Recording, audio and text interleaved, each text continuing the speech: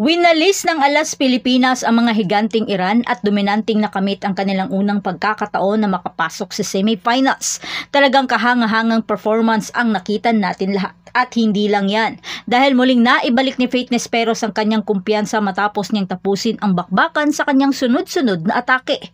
Kaya marami ang natuwa sa muling pagbangon ni Faith kahit sa sandaling pagkakataon na yon na ibinigay sa kanya. Ito na kaya ang muling pagbangon ni Faith Nesperos? Pero bago pa man ang lahat, kung hindi ka pa nakapag-subscribe, please like and subscribe at paki-spike na rin sa bell button para lagi kang updated sa mga valuable ganap. Pinakita ng Alas Pilipinas ang kanilang lakas at determinasyon matapos nilang talunin ang Iran sa isang kumbinsidong puntos sa score na 25-16, 25-14 at 25-15.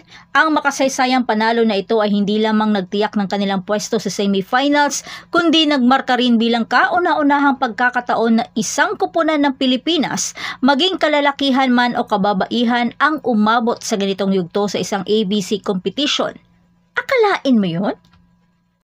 Sa kabila ng pagbabago sa lineup ng mga starting players, kabilang sina Vanny Gandler, Cherry Nunag at Jen Nerva, madaling nakuha ng Alas Pilipinas ang panalo sa straight set win. At ang impresibong panalo na ito ay kasunod ng kanilang matinding pagbabalik mula sa mga huling laban nila kontra Australia at India. Dominante man nilang nakuha ang panalo pero nakitaan pa rin na pumalag ang Iran sa bakbakan. Talagang sadyang maliksi at batak ang mga Pinoy sa hampasan. Pero pagdating sa third set, medyo pumalag ang Iran sa laban pero di ito pinahintulutan nila Sisi at Gia na makadikit ang score.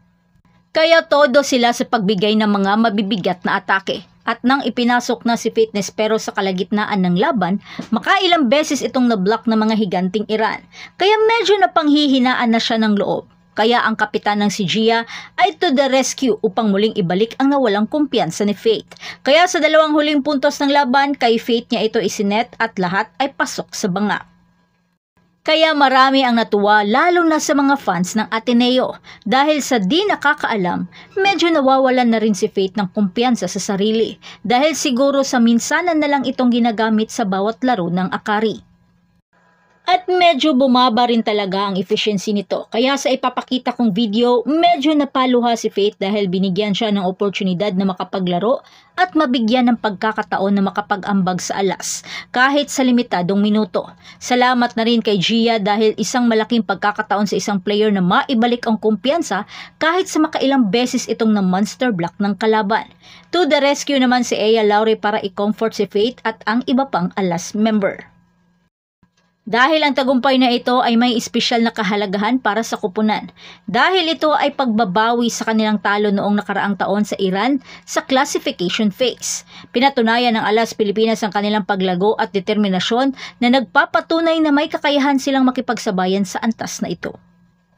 Sa pamamagitan ng tagumpay na ito, tiyak na magkakamit na ang Alas Pilipinas sa kanilang pinakamahusay na pwesto sa Continental Showcase. Matapos ang ikapitong pwestong pagsalang noong nakaraang edisyon ng torneo noong 2023 sa Indonesia. Nalampasan na ng Alas Pilipinas ang mga expectations at patuloy na tutungo sa mas malaking tagumpay. Tunay na isang makasaysayang okasyon ito para sa Philippine Volleyball at syempre mas higit tayong masaya sa kahangahangang performance ng Alas Pilipinas. Kaya napaka-exciting at kaabang-abang kung paano sila magpapatuloy sa darating na semifinals. Kaya manatili lamang sa ating channel para sa iba pang mga balita at update.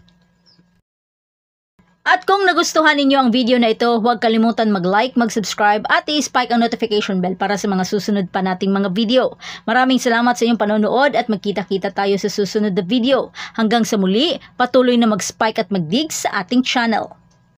But wait, huwag ka munang umalis dahil pwede kang magkaroon ng 5% discount sa Pop Cases PH pag ginamit mo ang Joust Valley 77 code para magkaroon ng customized phone case para sa paborito niyong player at team sa volleyball. At meron din po tayong mga bagong design na Alas Pilipinas phone case. Kaya ano pang hinihintay mo? Kuha ka na!